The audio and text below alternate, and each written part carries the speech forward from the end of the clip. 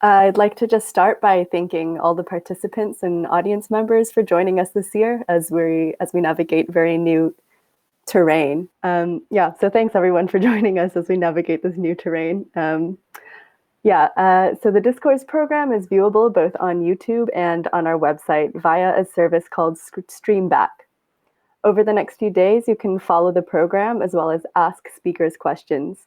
We've got a Discord channel, which you can find on our website, where festival news and general discussion, as well as some music sharing, will be happening.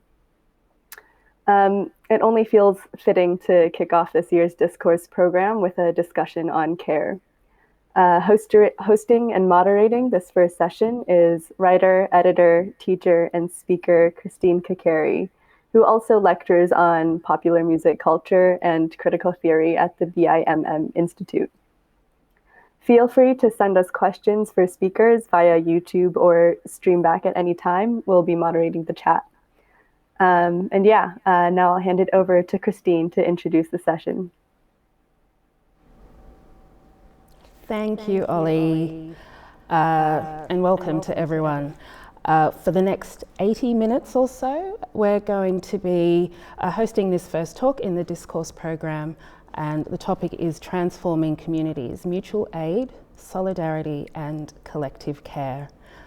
Within this, we're going to be talking about how culture and sociality have been dealt a particularly hard blow by the COVID-19 pandemic.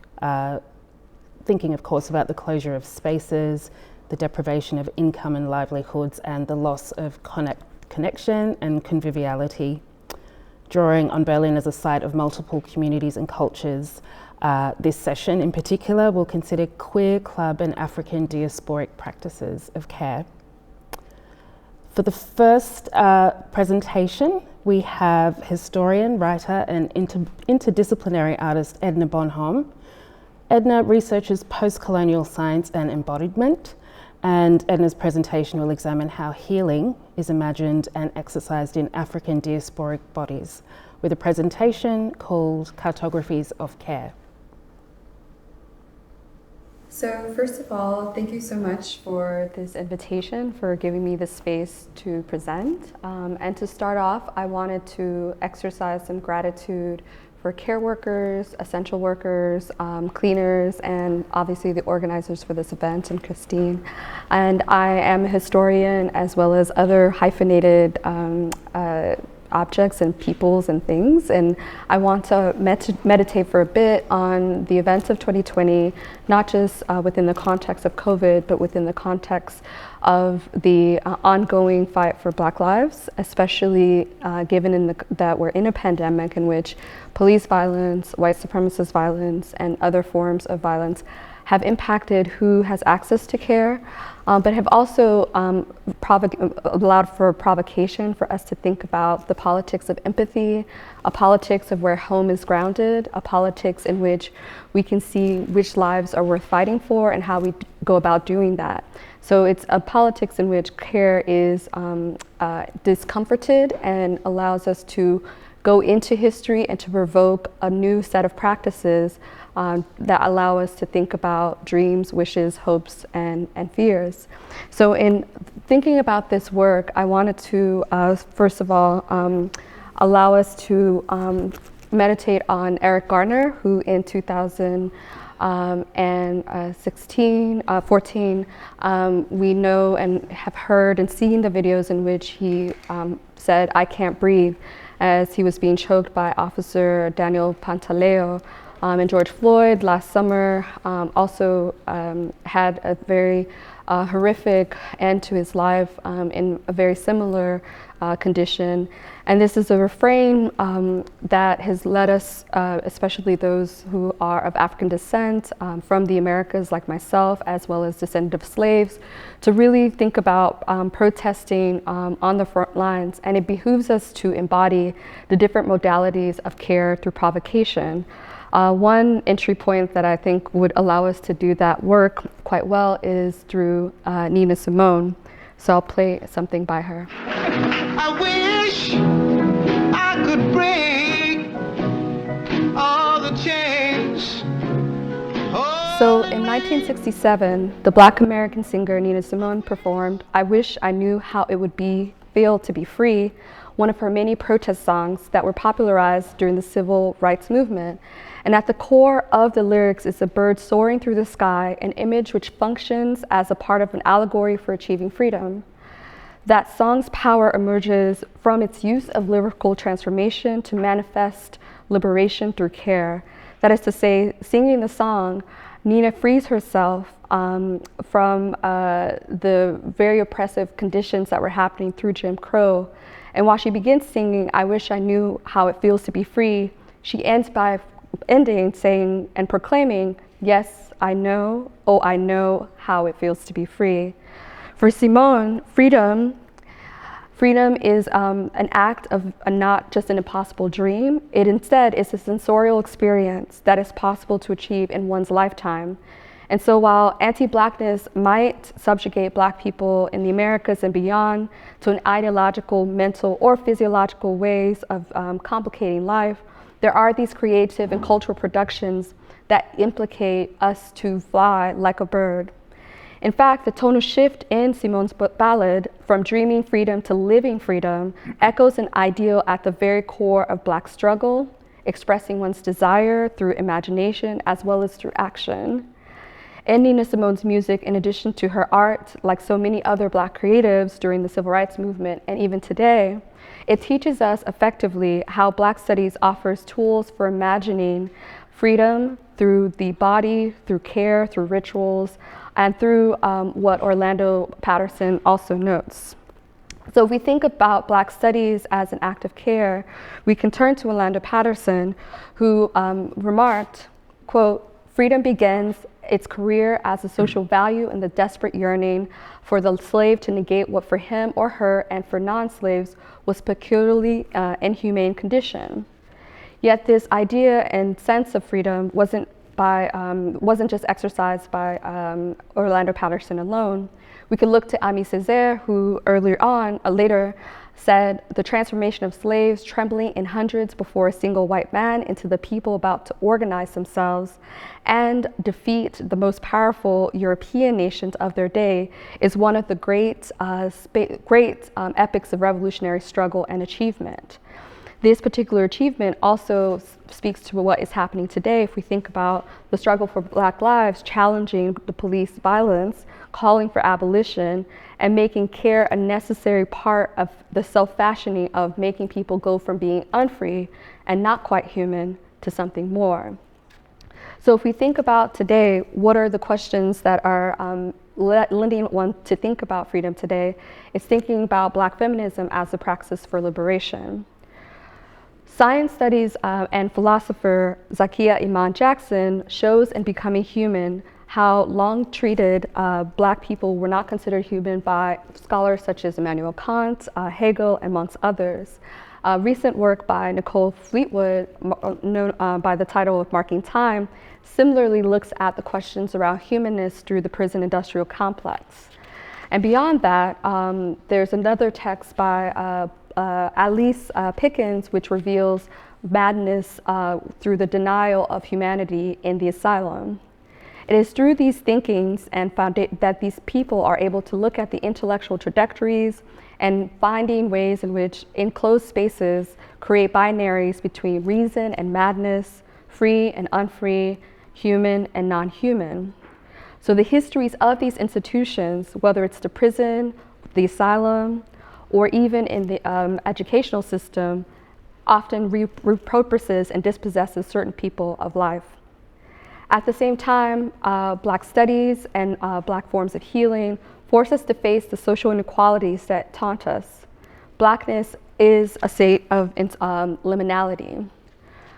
As this one author says, to be Black in the United States is to be in the state of perpetual liminality. The space in between is one that occupies us as much as we occupy it, meaning to be Black in the United States is to experience a perpetual state of Du Boisian two-ness, to wear Dunbar's mask just to survive. So if we think about race and disability, especially through the context of literature, It's also important to highlight how these ideas about liminality appear in the arts, it appears in creative spaces. One example of this is specifically through Wangechi's Mutu's histology of the different classes of uterine tumors. On the surface of it, it appears like an 18th century catalog representation of anatomical figures, but at the same time, it's also a meditation into the pathologies that disproportionately impact and influence Black women's lives, particularly references to fibroids, references to endometriosis, references to reproductive care, and the ways that science, through its history, especially in the Americas, has disproportionately experimented on Black bodies. Beyond that, Wangechi Mutu's histology also forces us to engage with different forms of animality and physicality, with the way in which Blackness and Black people can also engage in science discourses.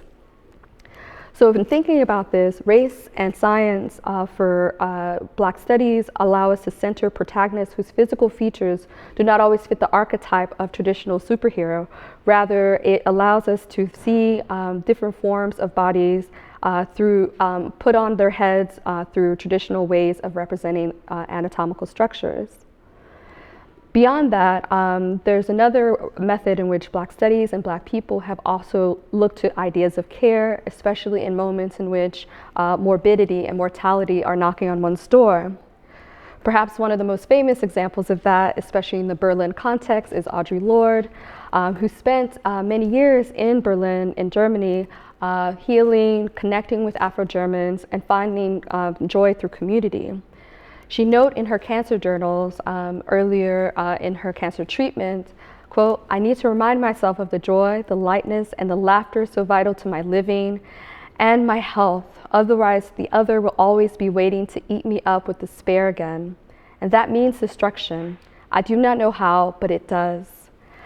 This is important to note insofar that in terms of cancer and the rates of cancer, at least in the United States, although Black women statistically are less likely to get cancer, they're more likely to die because of the ill treatment and the ill will that often happens in the medical industrial complex. But one does not need to turn to Audre Lorde just to see and think about how Blackness and Black people and Black feminists have used their joy to overturn some of the medical disparities that occur. Rather, one could also look at literature and specifically how science fiction authors and writers have tried to see disability through a different lens. One example of that is Octavia Butler, who in The Fledgling used an example of disability to highlight Shuri, who as a protagonist and a Black disabled person remained a principal character. And it was in her madness as well that she was also celebratory, as opposed to being cloaked in the invisibility of disability, which is something that Alice Wong has mentioned in her in their edited volume, Visibility, Disability. It's a pervasive element of society, and it's through these acts of writing the disabled person and specifically the Black person in literature that we can begin to understand these other beings. So if remaining human is possible or preferable, what exactly does it mean to be one? Elise Pickens reveals in Black Madness, Madness Black.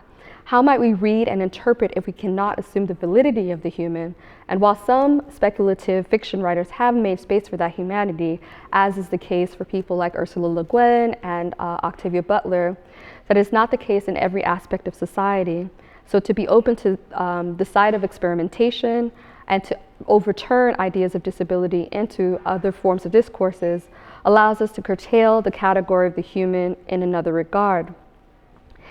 In this way, we have to move beyond the Enlightenment and specifically the Enlightenment categories of the human so that we can valorize different forms of reasons, different forms of being, as well as different forms of literature that move beyond the histories of slavery, colonialism, and the carceral state. The undue limiting empathy and humanity that often comes in the context that we're living in, especially when creative capacities within the prison industrial complex, or even under the age of COVID-19, can make it difficult to gather in the spaces that allow for imaginative possibilities. It is often through the networks of coming together that art making, photography, music, exhibition work can normally occur. And it is to be noted that we're currently in a pandemic and the conditions by which we gather is not quite the same. At the same time, there's also the possibility for these moments of injustice to also bring some form of social justice.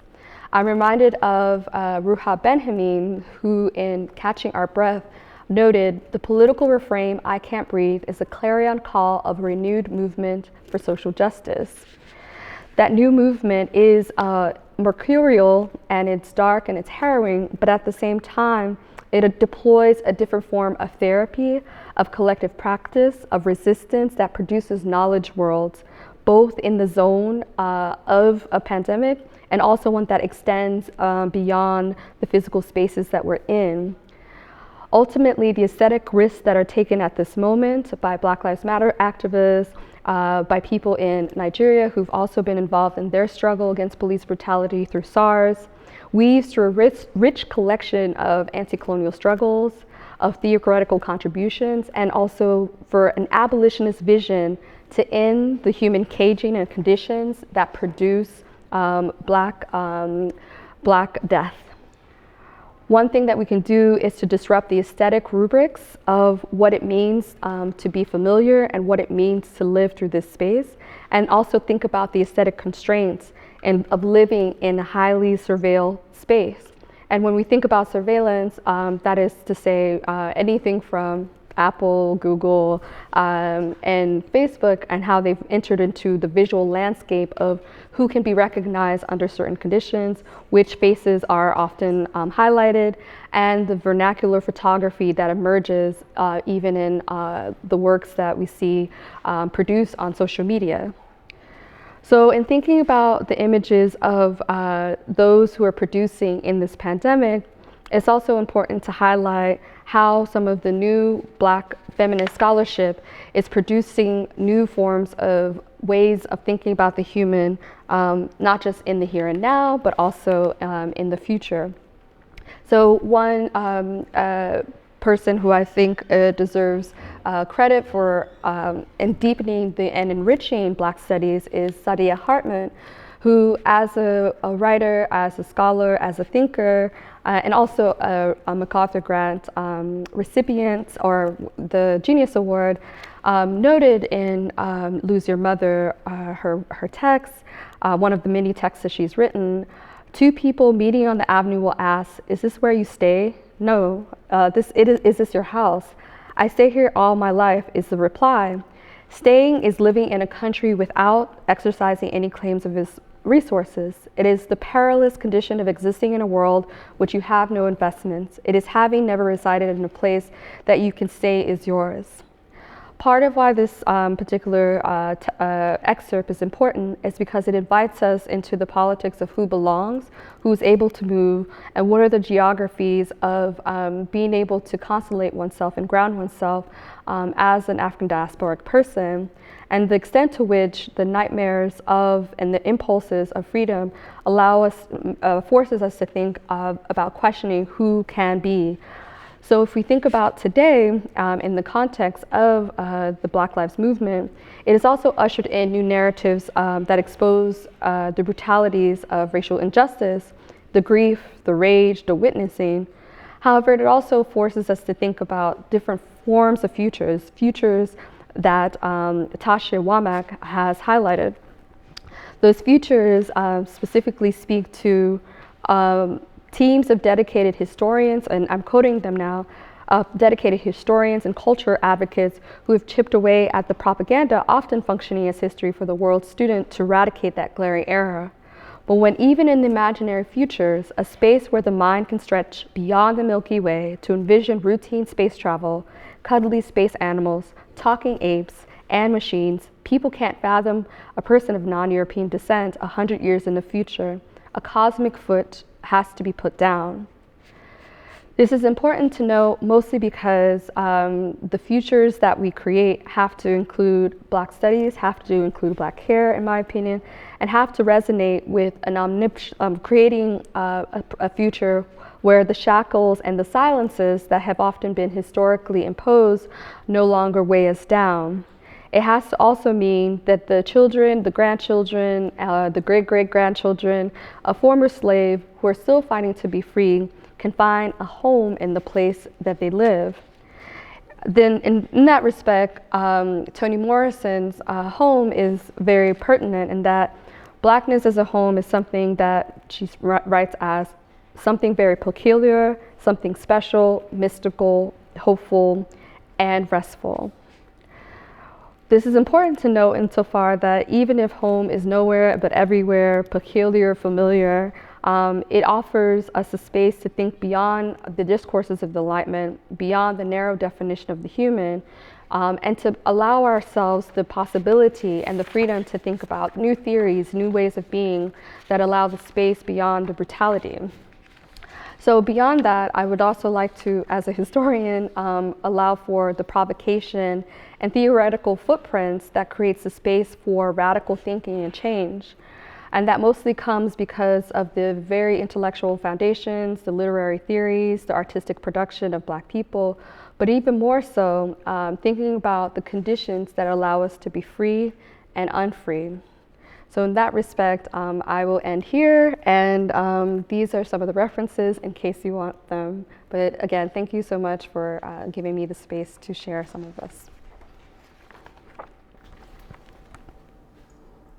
Thank you, Edna. I'm really looking forward to diving into that excellent presentation. But first up, we're going to hear from another incredible thinker and writer. We have Ben Trott, who is based at Leuphana University in Lüneburg and whose research focuses on queer theory, feminist studies, and labour politics. And Ben's presentation is about queer infrastructures and queer socialities in the coronavirus. Hi, my name's Ben Trott, and I'd like to thank CTM and Ollie Zhang in particular for the invitation to contribute to this panel. I'm really looking forward to my co-panelists' contributions and to our discussion later. What I want to talk about in the next 20 minutes or so are some of the challenges posed to queer infrastructure, and particularly to queer bars, clubs, and other subcultural spaces by the current pandemic, and about some of the important functions that these spaces serve in sustaining queer forms of community or queer socialities. I'll be talking about the case of Berlin in particular, partly because this is the place I'm most familiar with, but I think that some of what I'll have to say will apply to other cities too. My argument will ultimately be that it is crucial right now to defend and support these queer infrastructures, but I'll also argue that while the corona crisis has radically increased the threat posed to queer bars and clubs, these are mostly also very long-standing threats, and they'll need to be tackled even if and hopefully when the pandemic is able to be brought to an end. Okay, so I'll begin.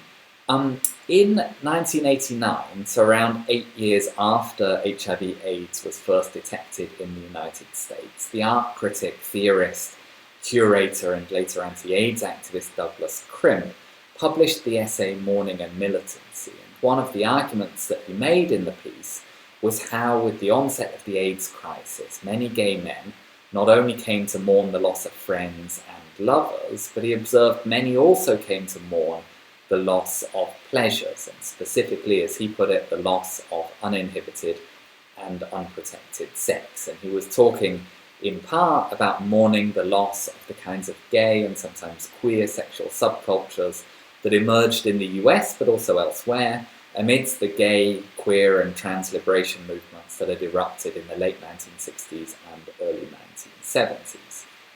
So in 1989, he wrote, a quote, "To say that we miss uninhibited and unprotected sex as we miss our lovers and friends will hardly solicit solidarity, even tolerance. But tolerance is, as Pasolini said, always and purely nominal, merely a more refined form of condemnation." And AIDS further proved his point, Crimp insisted, adding, "Our pleasures were never tolerated anyway. We took them, and now we must mourn."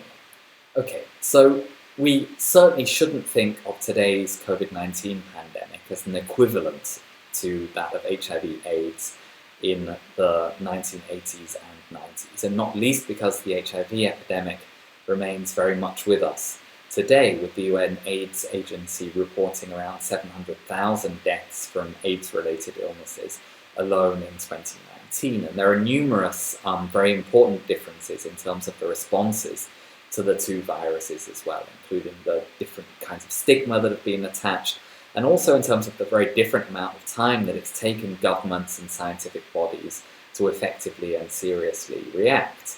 But despite all of these differences, right, for a lot of queer and LGBT people, mixed up with a mourning of lives lost to COVID-19 and with a fearful anticipation of those that still might be lost to the virus, there is, again, a kind of sadness at the loss of certain queer forms of sociality, and also a growing anxiety about when and whether they might ever return. So here, I'm not necessarily talking about the loss of queer sexual pleasures, by the way, and certainly not exclusively, but rather about the looming threat of losing queer ways of encountering others that partly emerged historically out of necessity and partly out of a desire to fashion, right? A desire to fashion new ways of being with and relating to one another. In other words, particular socialities have often emerged in response to many queer and LGBT people's historic exclusion, both from their own families, but also from the family as a social, political, and legal institution. Queer socialities have also often formed on the basis of shared experiences of sexual stigma, or they've formed through the desire to create communities of escape from the rigid policing of gender, or out of a desire for sanctuary from immediate threats of homo and transphobic violence. The sort of queer socialities I'm talking about, so things like alternative modes of community, particular types of friendship networks, they can and they do spring up anywhere as forms of what Donna Haraway calls kin making, or making kin mean something other, or making kin mean something more than entities tied by ancestry or genealogy. And Haraway refers to Shakespeare's kind of punning around kin and kind, where he said, right, the kindest were not necessarily kin as family. So queer socialities and queer kin making can spring up anywhere, but partly just because of the focus of this festival, I'll be talking mostly about those that form in and around bars and clubs and similar spaces. As in other cities, queer infrastructure in Berlin has been at risk of displacement by gentrification and property development for years now, despite its very significant economic contribution, with the Berlin Club Commission estimating that the club and event scene generates a gross turnover of 168 million euros a year, as well as a further 48 million euros through associated things, right? So things like advertising, gastronomy, and so on. There was a report by The Guardian's Berlin correspondent last year that around 100 clubs in Berlin have closed in the past 10 years, with 25 more currently under threat. And this certainly includes many queer and LGBT spaces. So the Griesmüller club on Neukölln's Ship Canal, which was home to the cult queer Cocktail de Mort party, closed last February, for example. It's now reopened in a new location. The bar Hafen, which is a 30-year-old institution in the traditional gay neighborhood of Schöneberg, recently faced the threat of eviction too, as has the much newer Zoopblock cafe, queer cafe and bar at Compositor in Kreuzberg. The, I think, entirely understandable closure of many of these spaces amidst the current pandemic then is just exacerbating, albeit, as I've said, right, quite radically exacerbating a much longer standing crisis faced by these institutions. So what I want to do now then is kind of set out three key and I think quite material functions that queer infrastructures serve before then finally turning to the forms of encounter and unforeseen contacts that they can sometimes sustain, and which can in turn help produce queer socialities and alternative relational systems. My own research, right, my academic research is located somewhere in between cultural studies and social and political philosophy. So I'll draw on some academic work in these fields along the way, and you'll be able to see the texts that I refer to in the slides next to me. But I'll also try and provide as many concrete examples about the sorts of things that I'm talking about. Okay, so the first, and I suppose very straightforward function that queer infrastructure can serve is simply providing an income for some queer and LGBT people, and doing this in a world where a lot of people do still experience homo and transphobic discrimination and also harassment at work. According to a 2020 report by the European Union Agency for Fundamental Rights, this is something 21% of LGBTI people across the European Union reported experiencing over a 12-month period, and this number is a little higher still, so 23% in Germany. In terms of the employment of LGBTI people in queer spaces, right? So just to provide one example, the Neukölln-based club Schwutz employs around 100 people, plus around 300 freelancers. To give another example, right, around 100 more are employed by the club About Blank in Friedrichshain, a club that describes itself as a collectively organized cooperative with, I quote, a solidary economic and feminist self-conception, while Schwutz is a registered association, so it's an eingetragener Verein, rather than a profit-making company owned by a private individual, for example. So queer infrastructure, or the loss of queer infrastructure, doesn't just threaten jobs, but also these experiments with forms of queer solidarity economy, with alternative economic models that try and resist the logics of capital accumulation, no doubt with varying degrees of success. The second function queer infrastructure can serve is as a site for political debate and practical solidarity with contemporary social movements, as well as solidarity with cultural and political projects. So let's take Schwutz as an example. Again, it organizes very regular political panel discussions and film screenings. The Silver Future Bar in Neukölln regularly hosts the Queerberg party, organized by queer migrant and refugee artists and performers in support of queer migrants and refugees. There are the regular Solidarity on Tap bar nights at the Queer Mobile Alpha bar, raising funds for projects like COP or the Campaign for Victims of Police Violence. And Queens Against Borders regularly takes place at the SO36 Club, an event that aims, I quote, to build a bridge between drag, trans and queer performance artists who are refugees and those performers who have already established spaces in the city. SO36, or SO36, has also long been home to Gay Garner and to its predecessor, Salon Oriental, a cabaret that very consistently tackled questions of racism and migration, sexism, homo and transphobia. In her book, European Others, Queering Ethnicity in Post-National Europe, Fatemeh Al-Tayeb describes Salon Oriental as introducing a welcome, I quote again, right, a welcome minoritarian voice, disrespectful of dominant hierarchies of representation, with regard to nationality and ethnicity, as well as gender and sexuality. So third, then, LGBT and queer venues often showcase queer and trans performers, artists, and musicians. And at its best, queer performance art, including, and I think often, sometimes especially drag, can serve as a form of cultural critique and cultural commentary, interrogating gender and sexual norms, as well as forms of racism and misogyny, both within and beyond LGBT milieu. So I'm thinking here, for instance, of the performances and the events hosted by the Berlin-based queer and trans of colour drag house, the House of Living Colours, as well as some of those drag and drag-adjacent artists who perform at Pansy's House of Presents and at Giza's Poke House. queer performance artists can also contribute to the production of the kinds of counterpublics that Jose Esteban Munoz described in his book Disidentifications, Queers of Color and the Performance of Politics. Counterpublics then where subordinated groups contest the exclusionary and the discriminatory norms of the supposedly universal public sphere. So this is where I come to the longest quote that I have for you, right? So he writes, oppositional counterpublics are enabled by visions, worldviews that reshape as they deconstruct reality. Such counterpublics are the aftermath of minoritarian performance.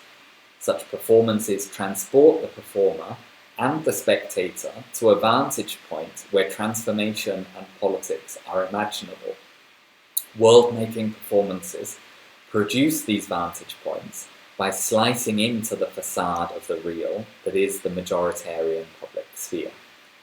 Disidentificatory performances opt to do more than simply tear down the majoritarian public sphere. They disassemble that sphere of publicity and use its parts to build an alternative reality. Disidentification uses the majoritarian culture as raw material to make a new world. And this brings me to my final point, namely the alternative realities that can sometimes be built in and around queer bars and LGBT clubs and other subcultural spaces, or the ways in which queer infrastructures can facilitate queer socialities or be generative of queer community and kin-making. Although, of course, right, it's important to recognize, as a lot of people have, that these spaces can and do also sometimes reproduce and reinforce hegemonic norms, existing social hierarchies, gendered, racialized, class-based forms of exclusion, and so on. At the same time, though, these spaces can also serve, however imperfectly that is, as sites that enable what Samuel R. Delany has described as contact, and which he distinguishes from what he referred to as networking in his work on the displacement of social relations, of institutions, and of infrastructures through the development of New York City's Times Square in the 1990s. What Delany calls networking is those kind of relatively instrumental interactions that rarely facilitate things like cross-class or cross-community interactions, right? So strategically networking to build business contacts or working relationships, for instance. Whereas what he calls contact tends to be, I quote, more broadly social and appears random, often appears random, involving the kind of interclass encounters that only really take place outside of the domestic sphere or outside one's own place of employment. And he opens the second of the two essays in his now seminal work, Times Square Red, Times Square Blue, by explaining that his primary hypothesis is that, given the mode of capitalism under which we live, life is at its most rewarding, productive, and pleasant when large numbers of people understand, appreciate, and seek out interclass contact and communication conducted in a mode of goodwill. The queer of colour critic Roderick A. Ferguson draws on Delany's account of contact in his own recent book, One-Dimensional Queer, to talk about what he calls a multi-dimensional vision of the urban that queer spaces are often embodied. For Ferguson, then, it's through contact, or it's through what Delany calls contacts, that the city can come to involve a lot more than simply the fulfillment of jobs and the production of wealth, providing the possibility to satisfy desires for self-invention and for the invention of new types of community, with queer spaces having historically enabled, as he puts it, encounters between communities typically kept apart.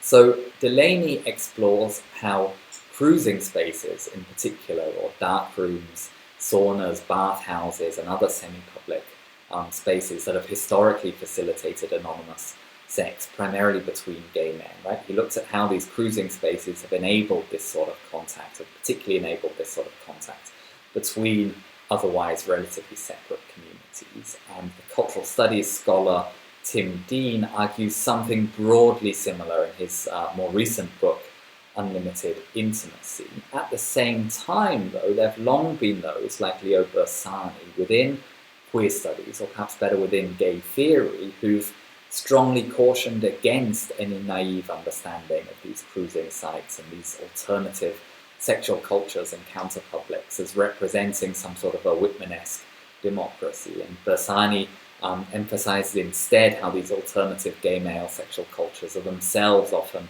marked by hierarchy, status, and competition. Personally, I'm not convinced that the question of what some call sexual liberation, or I'm not convinced that the creation of spaces and subcultures that facilitate the kinds of sexual contacts that Delaney describes, right? I'm not convinced that this is actually as important as some of these theorists suggest when it comes to the production of queer socialities, nor is the question of sexual liberation, in my opinion, necessarily particularly central to queer contestations of social norms or queer efforts towards the reinvention of the self. Although, to be clear, right, this certainly isn't an argument against the pursuit of sexual liberation either. My argument instead is that whatever role they also often play in reproducing existing norms and forms of exclusion, queer and LGBT bars and clubs can and at times do facilitate the unforeseen forms of contact that Delaney rightly argues can be so generative of rewarding, productive, pleasant aspects of life. And they do often provide forms of sanctuary, or what some call safe spaces, away from various forms of anti-gay or anti-queer prohibition. But here I think that Michel Foucault was basically right in a series of short texts and short interviews from around 1976 onwards, when he argued that these forms of anti-gay prohibition aren't targeted primarily at sexual acts themselves, but rather at what he called broader economies of pleasure, including acts of simply being together and the affective and relational development of specifically gay or queer modes of life. In his book Insult and the Making of the Gay Self, Didier Eribon addresses the development of Foucault's thoughts on the gay mode of life and on gay culture in his later writings at some length, including Foucault's own repeated insistence that what appeared to be more intolerable for many than the fact of sex between men was the different ways of relating to one another, the forms of public affection among gay men, including the simple holding of hands. And while there certainly is still a stigmatization of gay or queer sex, but there seems to be very little appetite for anything like a recriminalization of queer sex in liberal societies today.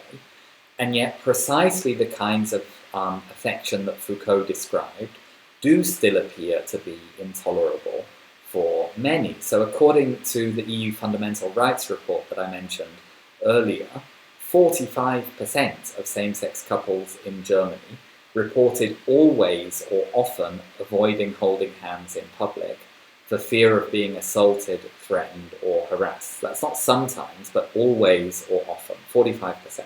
So a crucial function of queer and LGBT spaces then is facilitating affection, not just among same-sex couples or those who may become couples, but also affection basically as a means of developing new ways of relating, or what Foucault called new relational systems, alternative queer modes of life or forms of kin-making, rooted, as Foucault put it, in tenderness, friendship, fidelity, camaraderie, and companionship. So ultimately then, right, Foucault's argument, and I find it quite persuasive, was that it was the cultivation of these new relational systems, rather than sex per se, that best allows for the reinvention of the self and for escape from subjugating social norms. And so, alongside the other functions of queer bars, clubs, and subcultural spaces that I've described, the growing threat to queer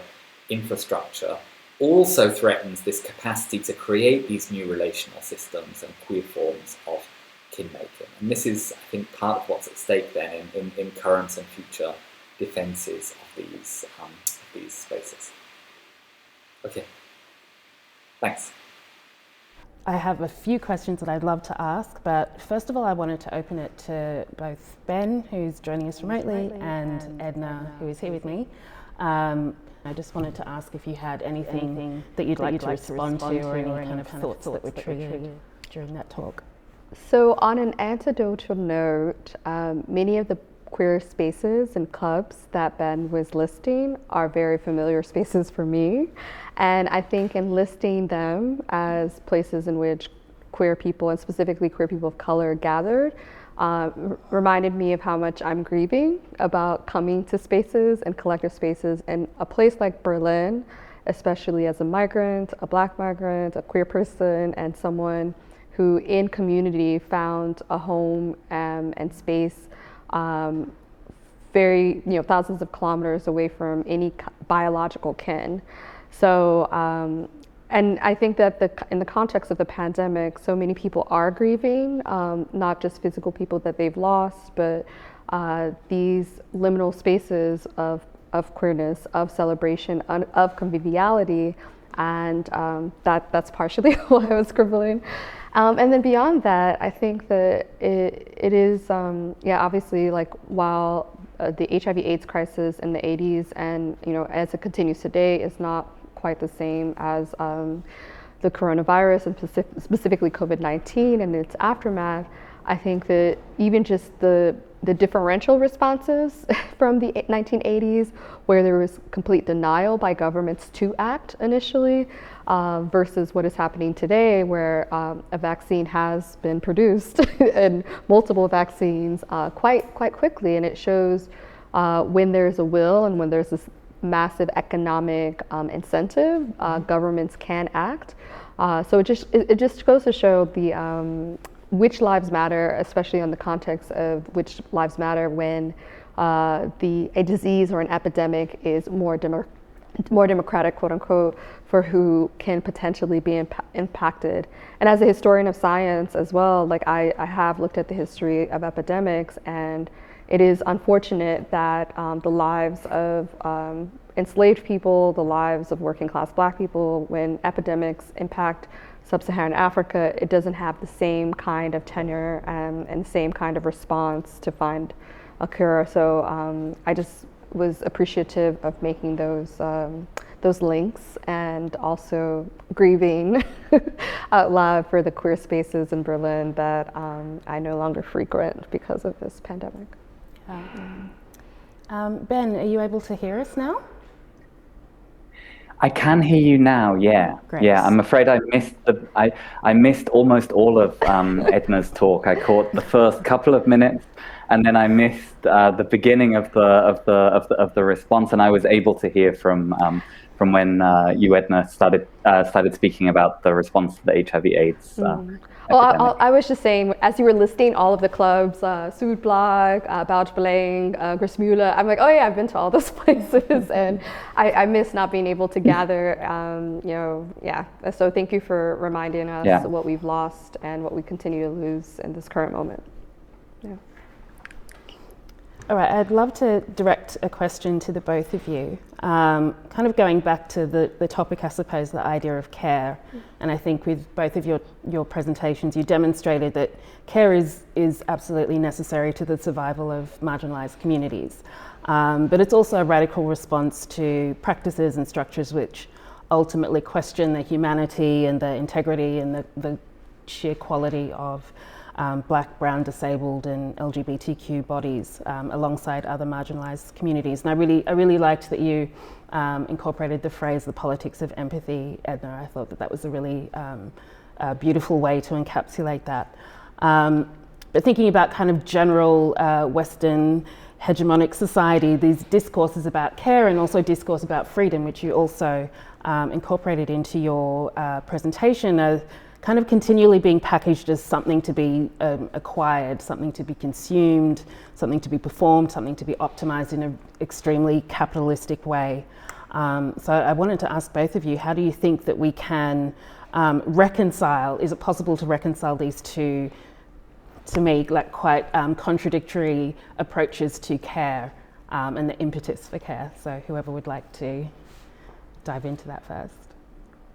I think one of the things that one could do is to unpack how care has been used recently, and especially within the art world, within the context and that it has become a trendy thing to talk about self-care, acts of care as a mode of practice, as a feminist practice, etc., and also how that gets commercialized. And for me, that's not the way that I'm looking at it from my own practice, but rather from the practice that, from the way that people like Audre Lorde have looked at it, the way of thinking about it from a collective method, from the perspective of self-preservation, from a method that actually allows the space for slowing down, and specifically for me as a person of African descent, as a person of descendant of slaves as well, turning to the traditions and the rituals of Afro-Caribbean culture of my family, and to think about how the modes of organization, even within that, the structures that they had as a method of survival in Haiti, was one of, it didn't necessarily mean that people had a standard nuclear family. It didn't mean that people necessarily were hyper-capitalistic, but really connected to nature as much as they could be, very much thinking about healing practices that use herbal plants, thinking about folklore that spoke to the Haitian Revolution, engaging with histories and modalities, and also just like spending the time to provide care for others and be compassionate. That is the kind of praxis that I look to. But even beyond that, and I think this is what the part of my talk was also trying to elucidate, is that care work and care is about imagination, and it is about possibilities, and it is about taking the space to write, create, produce in ways that this world doesn't always afford us.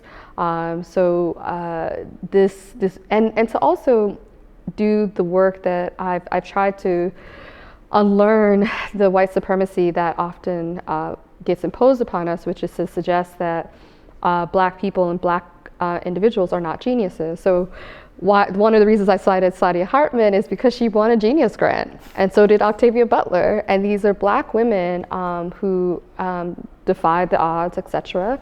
But even beyond that, when people do hear the term genius, who do they imagine in their heads? Most often my students will say Einstein, Albert Einstein, and he was a genius, but he's not the only one. So so I think like for me, again, care work is collectivity. It's really reconnecting with different histories, imagining, unlearning, and really trying to find a space to grow as much as one can. So yeah. Thank you. Ben, I'm not sure if you caught all of Edna's answer or not. I did. Okay, oh, fantastic. Much better than I am now. Okay, well, I'd love to ask you to share your thoughts or to respond to what Edna said. My question was kind of generally around perhaps the different approaches to the idea of care in marginalized communities as opposed to kind of Western hegemonic culture. It would be great to get your thoughts on that. Yeah, certainly. So I think it is interesting and very much to be welcomed that ever since, at the very latest, kind of the 2007, 2008 economic crisis, there's been a turn within art scenes, within cultural scenes, within theory production, within various academic fields, towards this question of care, as questions of care and social reproduction have become more urgent for so many of us, and some of the ways in which this has been thought about have tended, as has been said, right, have tended to be rather individualizing. But there's been, I think, for me, some turn to, and some great examples of collective practices of care. And for me, I think one of the most interesting things about queer infrastructures is the extent to which they can help us abolish things like the family in terms of their centrality. So not necessarily completely doing away with the family, but making the family superfluous to a certain extent, in the sense that lots of the great functions that families at their best can fulfill become generalized, and not necessarily with the same intensity in all of these in all of these different relations, but they allow for a multiplication of relations of affection. And I suppose one of the questions that's worth posing at a moment like this is kind of recognizing that these infrastructures are lots of us are mourning their loss. We're mourning the loss of various forms of sociality provided by all sorts of different infrastructures.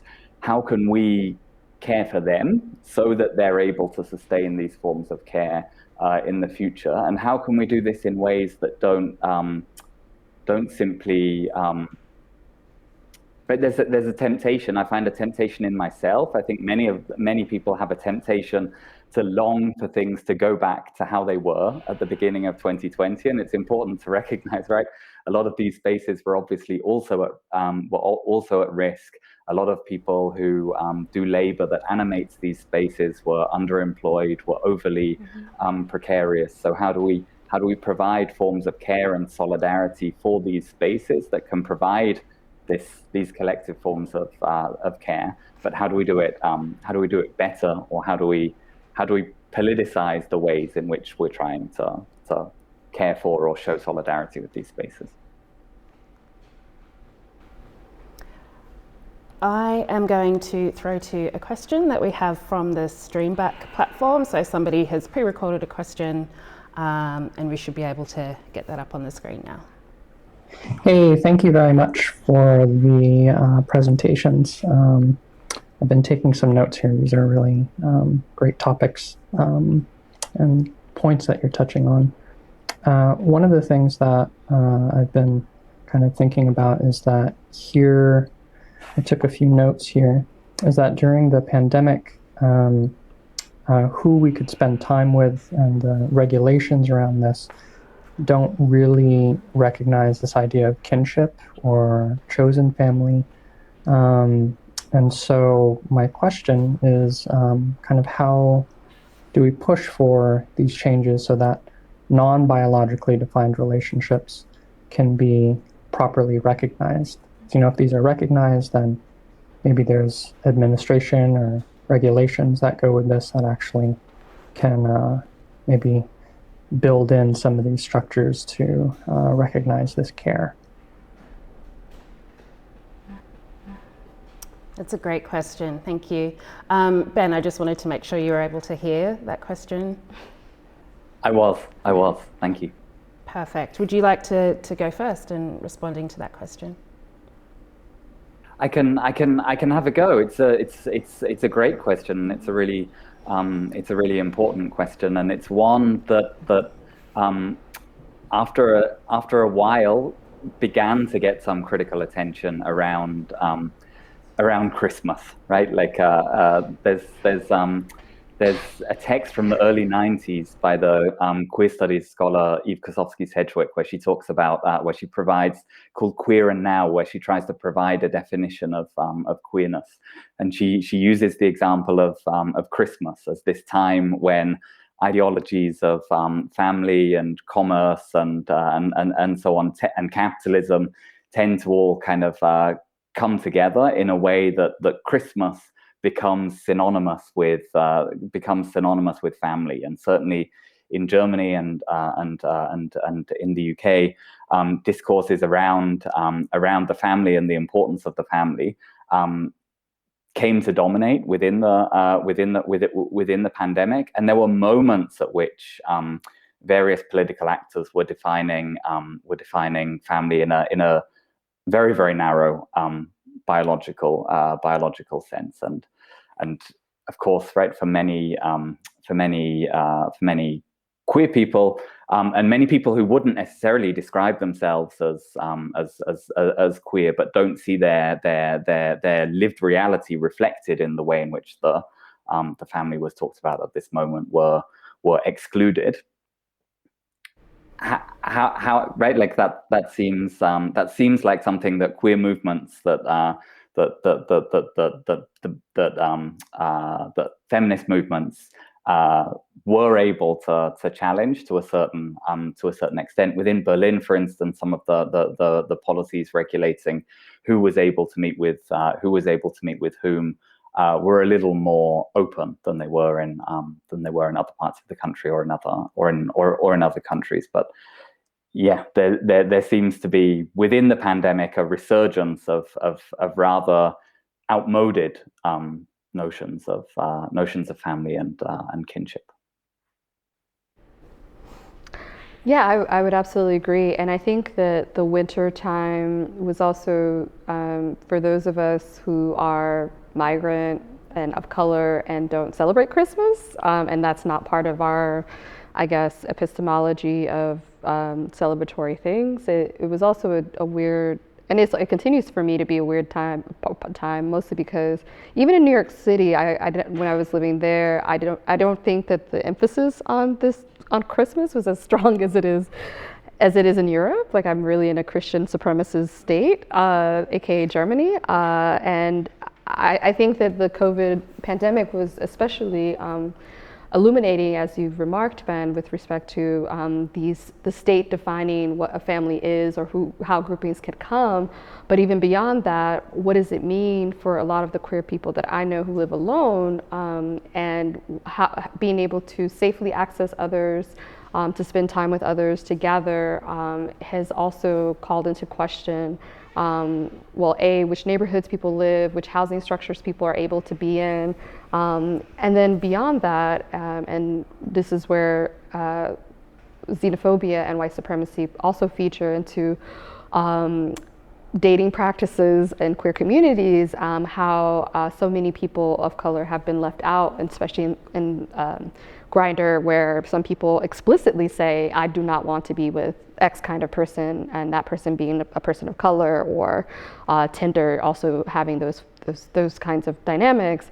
I think that all of that seems to be amplified in terms of how, even within queer communities, who gathers together to provide support, and the extent to which migrants and queer migrants of color might be left out of those structures has also, and safety networks, has also called into question what is the kind of mutual aid and the work that we can do to rebuild infrastructures, whether it's through spaces of conviviality, informal spaces, housing structures that allow us to have secure housing. Like, I moved twice during the pandemic for a host of reasons, but a lot of that had to do with housing insecurity, and how that looks like for migrants versus those who are European.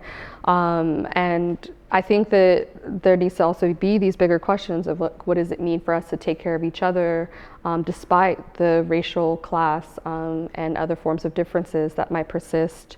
And, you know, this year, 2021, hopefully it's not like 2020, but hopefully we can learn how to create new modalities of care that don't reproduce the very hierarchies we saw happening in the kind of social distancing lockdown format. But I guess all I would have to say is, like, more work needs to be done. Yeah. And it looks like we have one more question from a Streamback viewer, so let's hear that now. Hey, thanks for your presentation. I was wondering, since Berlin is home to so many communities from around the world, is there anything you see here particularly that you find specific for the city of Berlin? And can you maybe point out any initiatives or networks of care and solidarity that you find especially sparking and, you know, that added some positive vibe to all this dread that came out of the pandemic? Thank you. Any volunteers to go first? Ben, how about you? I'm happy to have a go. Again, I'm really like what Edna was saying a moment ago was the bits that I caught sounded really really compelling, but again the sound kept cutting out. I'm afraid, so I apologize if I'm not able very well to kind of respond to things that you've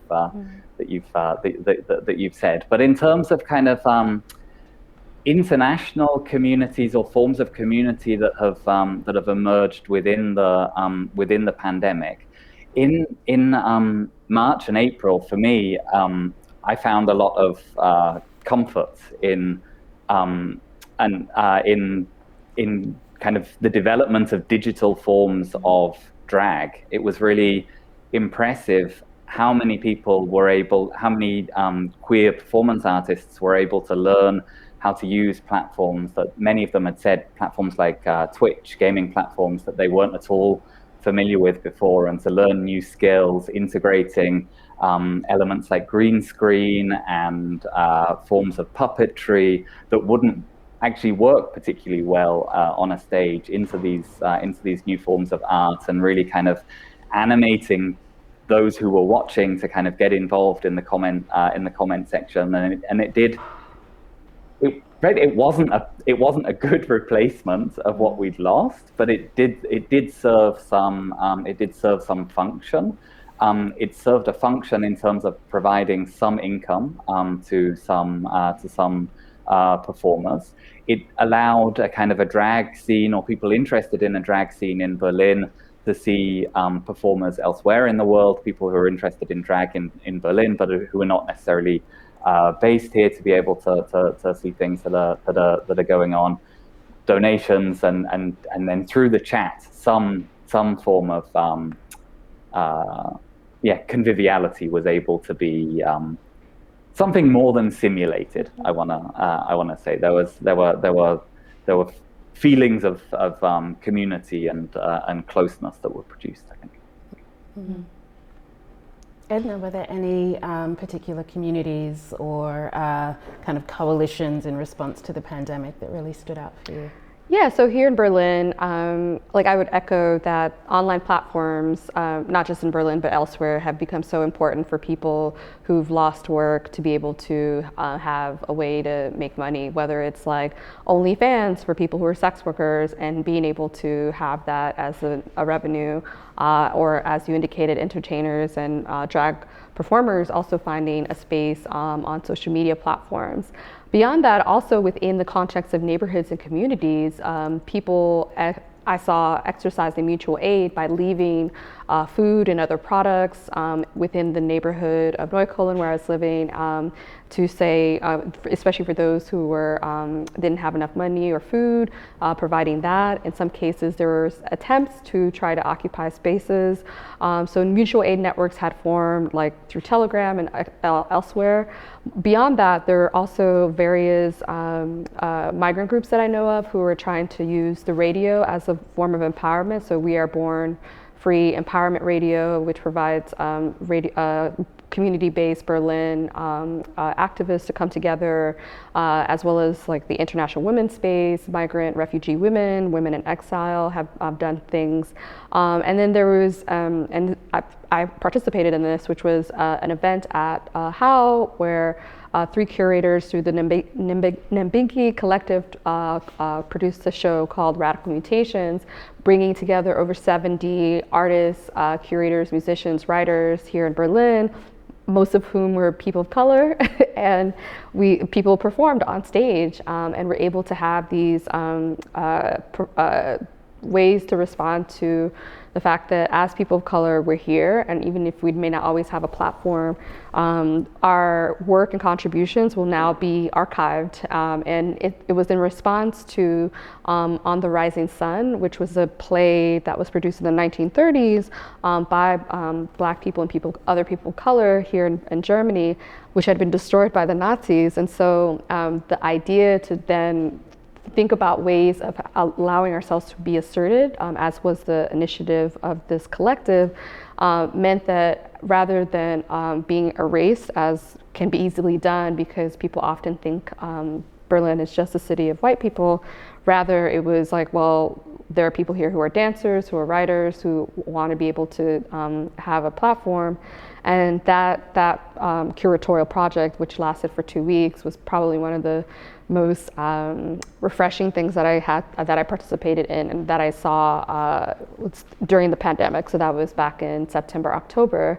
But beyond that, I think one of the things that I've appreciated is that seeing people enjoy the outdoors a bit more. So taking cold walks in Tempelhof and, the nearby Spreewald or the Krumelake, like I see that people are acknowledging and recognizing other humans in a city that has often actually felt kind of cold, or at least the typical Deutsch could feel a bit cold, but it's been refreshing to see mutual aid, different forms of performances all coming to stage in this moment. We also have a question from YouTube, which I'm going to, YouTube as well. So I'm going to read this out to you. And this is for the both of you.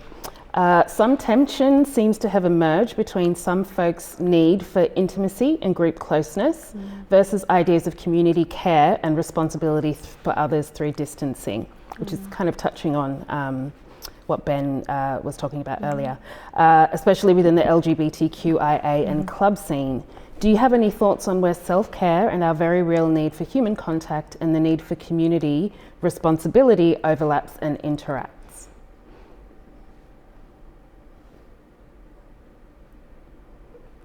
Why don't you respond first this time? Okay, I think it's a very complicated question, and the person is right to point out there is a tension between public health measures around a very contagious virus, one that if an immunocompromised person, and there are queer people who are immunocompromised, gets infected or impacted, then that could have very long-term effects, negative effects and consequences, or including death. So the question around what does it mean to be safe around in light of this pandemic, and engaging in socially distant measures and safety protocols, I think is not just thinking as an individual and thinking about perhaps what one's individual bodily pleasures entail, but rather like what does it mean for this queer collective and to ensure the safety of everyone. But it also means in some ways being creative about what intimacy and closeness looks like. And you've already pointed, Ben, to one method of creative ways of dealing with this new era, which is the online space as a way of gathering, coming together, and with intimacy in digital spaces. There have been people who've written about that, who've engaged in that. Being socially distant and caring and cognizant of public health measures, I think also means an ongoing discussion and debate about, okay, well, what are the safety plans when people gather? What are the places where people can learn to take care of each other? What are the ways that if people need to have a test or if people get sick or ill, how do we ensure that someone's there with them, or at least being able to provide them with the food, medication, or et cetera that they need? These are all of the, there's no one kind of magic bullet for this, but I think it's a process of dialogue and of acknowledging that even if an individual might feel healthy or think that they are, some of us can harbor immunocompromised conditions. And thinking about even one of my aunts, at the beginning of the pandemic, she did not have cancer and now she does. And she has become immunocompromised within the context of a pandemic, which has then meant that if she gets COVID, it looks different than if she had gotten it like a year ago. I think these are complicated tensions. And that's also part of the reason I had to leave one of my queer housing situations, because there wasn't an agreement about what that care looked like. So I'll stop there. We've only got a couple of minutes left, but Ben, I'd love to know if you had any final thoughts about this potential tension between a human need for intimacy versus kind of a community and social responsibility.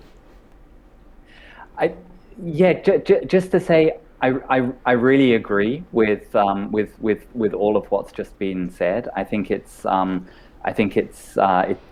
crucial that we take this pandemic really seriously, and I do think that there are problems within subcultural spaces, within LGBTIQ communities, where this question could be taken more seriously. At the same time, I think we've also seen a degree of moral panic. So where moral panic is often like pointing towards real problems, but blowing them out of proportion. So the response to young people in Hasenheide in the summer, for instance, to me seemed out of proportion to the amount of public panic around overcrowded prisons, other forms of detention centers, forms of other places of work, people not having a full, proper, easy right to working from home wherever that's possible. So for me, the attention to these debates within queer communities and young people, or kind of party club culture, was disproportionate to other locations where people are being placed at risk as well. Thank you. I'd love to say thank you so much to Edna Bonhomme and to Ben Trott for sharing your fantastic presentations and also your thoughts. I wish this conversation could keep going, but our time is up, unfortunately. But thank you for joining and thank you for sharing. Yeah. Over to you, Ollie. Thank you. Thank you. Christine, for your rich presentations and discussion, and also for your patience as we get acquainted with our new digital environment. So to the audience members, please feel free to hang out in our Discord, where we'll be continuing the discussions and sharing music and whatnot. And please do stick around for the next session, which starts in about half an hour, titled Critical Modes of Listening, with Carla Meyer, an incognito researcher, and A.M. Kangieser with Zoe Todd. Hope to see you then. Thanks.